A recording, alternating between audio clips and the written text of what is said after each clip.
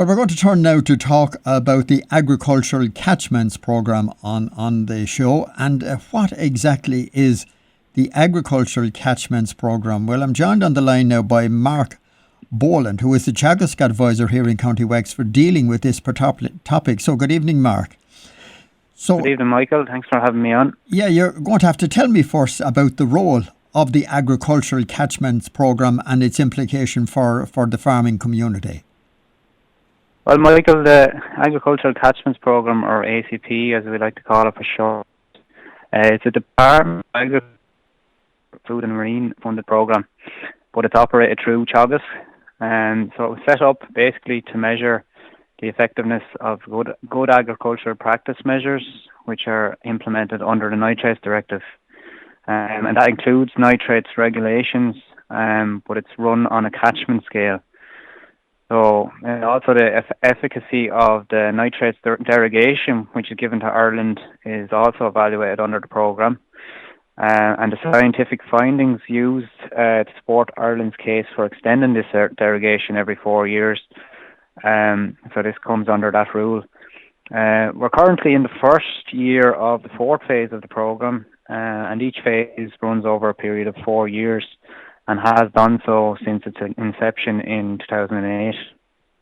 So how exactly does the programme work then, or how do you carry out its role? Well, basically the effectiveness of the nitrates regulations, as mentioned, they're monitored across 6 catchment areas. And each one of these has varying soil type and farming practices. And so it presents different nutrient loss challenges to the programme. So these catchments that I mentioned are located, there's 2 in Wexford, and then 1 each in Cork, Louth, Monaghan and Mayo. And between the 6 catchments, there's approximately 300 farmers involved in the programme. Well, as a matter of interest, before you continue, Mark, where are the catchment areas here in County Wexford? Well, I'll talk further about the 2 in Wexford, but they're located in Ballyconnew and Castledockrell here in Wexford. The farming practices then carried out to catchment are measured using detailed records, and we also have a stream side monitoring station in each catchment which measures a number of parameters. These include nitrogen and phosphorus concentrations, water flow rates, temperature and conductivity, among others. And these parameters are measured every 10 minutes, which provides us with comprehensive real-time data to be used for scientific research by our researchers. And they can also capture trends in water quality and nutrient losses. So tell me then about your role in the programme. Well, Michael, my role is to work as an agricultural advisor on the programme. And I'm served with running the 2 catchments in Wexford. So these, as I mentioned, 2 catchments are located in Ballyconnew and Castledockrell, which are less than half an hour away from each other, but they can vary significantly in terms of the soil types in the 2 catchments. So in Ballyconnew, you're dealing with a predominantly heavy soil type, or the Macklemore, which is quite well known, and that resulted from glacial deposition years ago. So its main farming enterprise then would be dairy production, with some small pockets of tillage and dry stock as well. If you compare that then to Castledockrell, it's predominantly tillage based, and you'd see almost 2/3 of its farming area would be made up of spring malt and barley, with most of the farmers having contracts with board malt for the drinks industry. So in my role with the catchments, then I carry out all the advisory work for each farmer in the 2 catchments, which would include looking after scheme work, knowledge transfer, and then providing technical advice to the farmers as well. Will other areas be brought into it, or are these representative of all the soils of County Wexford, or what's the thinking there?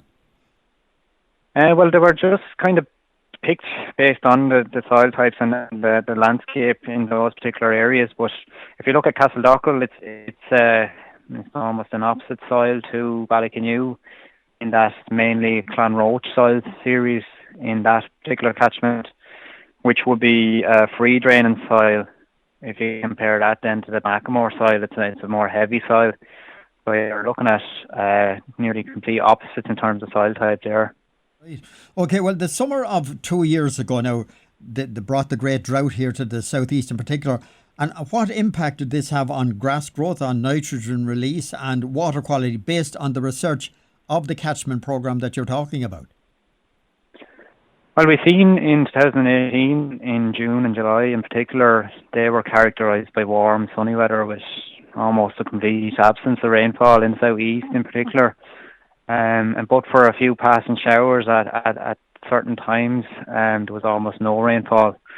So this had a severe impact on grass growth, on pasture and tillage land, where you'd seen the lush green colour that you'd normally see was no longer in existence. You were replaced by brown, yellow colour across the county, especially.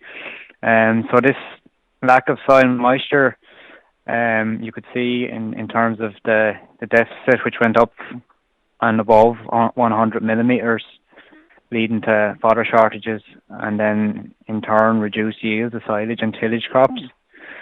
So when this weather returned to somewhat normal conditions in the autumn 2018, we've seen a substantial release of nitrogen, which occurred as a result of mineralization. So that's basically the release of soil, which had previously been locked up, or release of energy, which had previously been locked up within the soil, and that became more available then for grass growth whenever the autumn period came around. So along with any chemical nitrogen applied during and after the drought, there was a substantial amount of N in the soil when the weather conditions did improve. So what can we learn from 2 years ago, the drought, in relation to management practices on farm? Well, basically what the research that we found was that we've seen elevated N levels, especially in the two catchments in Wexford and Ballycanoe, which is normally heavy soils, as I mentioned. Its N, or nitrogen, is never usually a problem in the water in that catchment. It's usually a phosphorus risky catchment. But because of the dry weather, it led to cracks appearing in the soil, which allowed, whenever the rain did come, it led to rainfall getting in through the cracks. And the nitrogen associated with the soil, or which was applied from chemical nitrogen and released, that dissolved into water and flowed down through the cracks into the groundwater, which led to elevated levels in the water. So typically, Ballycanoe across the year would have an average nitrogen content of around 2.6 milligrams per litre, whereas that was elevated up as far as 13 milligrams per litre in winter 2018. And if you're to look at what that means, basically the ecological or the drinking water standard for nitrogen is 11.3 milligrams per litre. So generally, Ballycanoe would be nowhere near hitting that target, but it did actually exceed that in winter 2018. So you can see where the N had an impact on that. Now, I believe you have a weather website created by the catchment programmes. Tell me about this and how it can help farmers. Well, particularly in the current period where weather is a big talking point, but the catchments programme decided to design and create a weather trend website called ACV Met. And this website, which now it does not predict the weather forecast, but it does provide a link to the Met Éireann website. But what it does is it provides a tool for farmers in the 6 catchments, and also anyone with an interest in weather data from outside the catchments. Allows them to access the weather data, which is recorded every hour, every day throughout the year.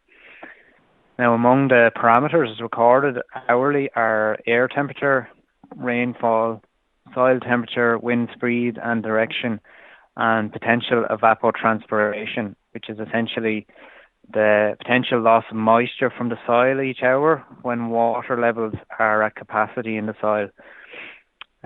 So the website actually provides historic data for up to 30 days previous, which can offer a good guide, especially for farmers who might require the data before carrying out management practices on farm, especially the likes of the soil temperature, which is essential for putting out fertiliser in the springtime, whereby the fertiliser will only work past a certain temperature. So it's good to see the data to see what's happening on the ground, basically. And can you give me the name of that website again? Yeah, so the website can be found at acpmet.ie, so acpmet.ie. Finally then, Mark, how would you summarise the catchment programme and what would you tell farmers about fertiliser management?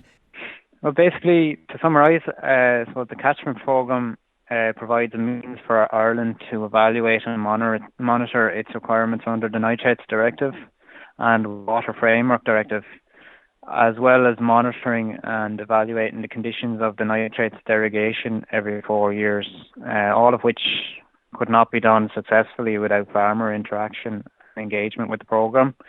Okay, Mark, interesting talking to you there about the agricultural catchments programme. So Mark Boland from Teagasc, thanks Mark for taking our call on the programme there this week. No problem at all. Thanks very much, Michael.